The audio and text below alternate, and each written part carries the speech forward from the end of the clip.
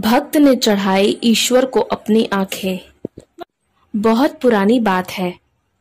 दक्षिण के जंगलों में संगरीला नाम का एक कबीला था, जिसमें भील जाति के शिकारी लोग रहते थे।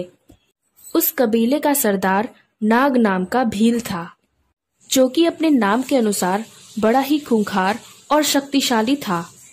धनुर्विद्या में प्रवीण नाग अपने बाणों पर विष लगाकर रखता था और अपने शत्रु की हत्या करने में उसे देर नहीं लगती थी।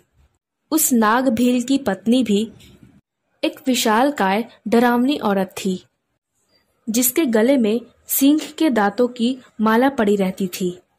दोनों पति पत्नी आसपास के जंगलों के कबीले में सबसे खतरनाक माने जाते थे।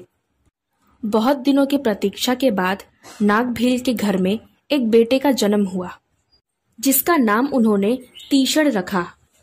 अब तीषण का पालन पोषण होता रहा। वह 16 वर्ष की आयु तक पर्वतकाय शरीर का स्वामी हो गया।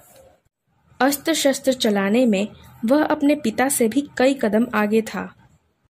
कई बार तीषण ने निहत्थे ही जंगली जानवरों का शिकार किया और उसकी शारीरिक शक्ति असीम थी। नाग अपने पुत्र को मदमस्त गज की तरह झूमता देखता तो गर्व से उसका सीना चौड़ा हो जाता था। अब नाग वृद्ध हो चुका था। उसने तीषण को ही अपने कबीले का सरदार बना दिया। अब नियम के अनुसार तीषण सरदार बनने के पहले ही दिन शिकार करने के लिए निकला।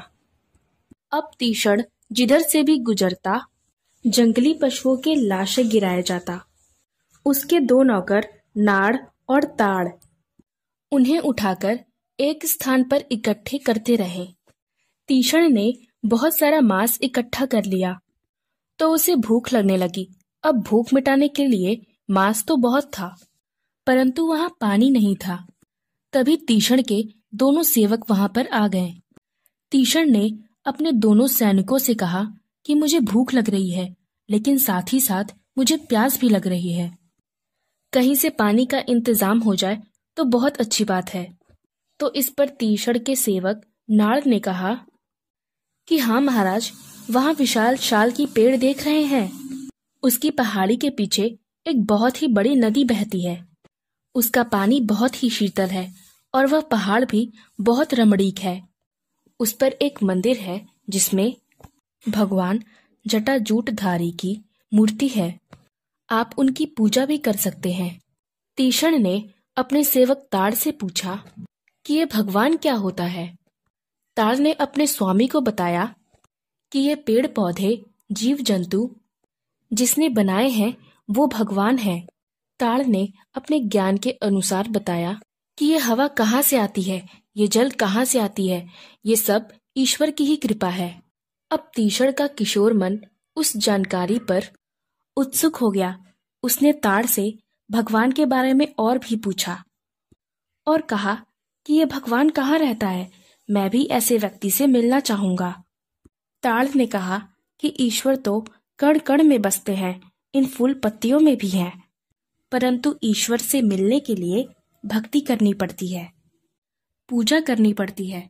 तीषण ने कहा कि मैं सब कुछ करूंगा, मैं ऐसे व्यक्ति से मिलने के लिए कुछ भी कर सकता हूँ, जो बिना कुछ लिए इतना सब कुछ देता है। तीषण के मन में प्रभु मिलन का बीज अंकुरित हो चुका था। उसके मन में भगवान के लिए स्वाभाविक प्रेम उभर आया था। अब तीषण और उसके दोनों सेवक पहाड़ी पर चढ़ने लगे।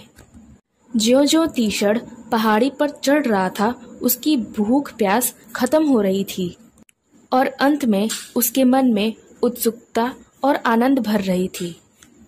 वो तीनों पहाड़ी के शिखर पर पहुंचकर मंदिर के सामने पहुंचे।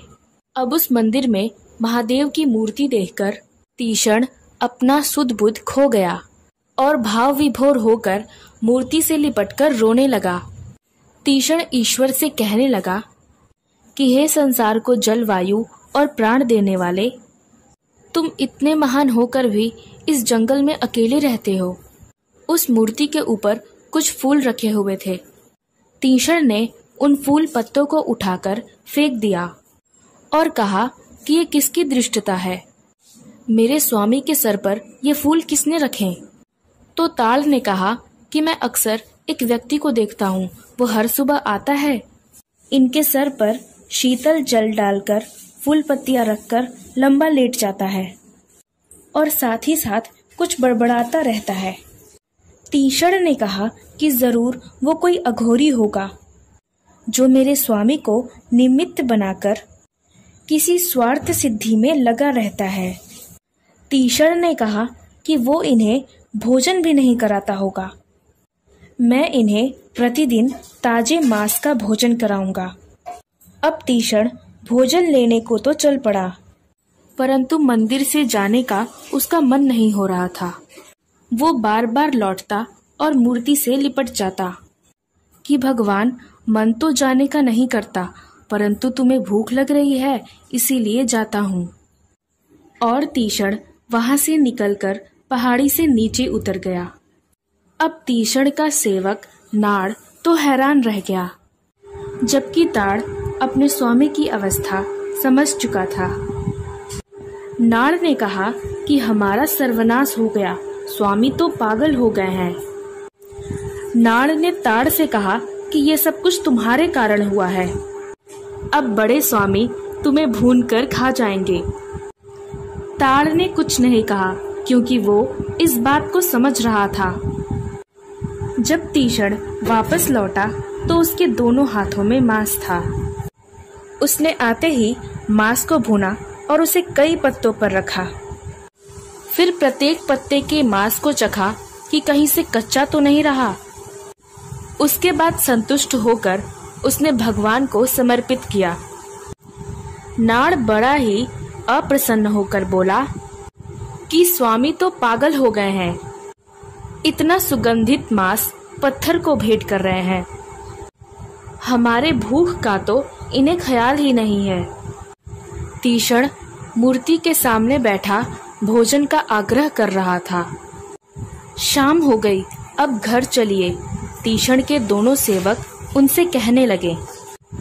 तीषण ने उनसे कहा, मैं नहीं जा सकता।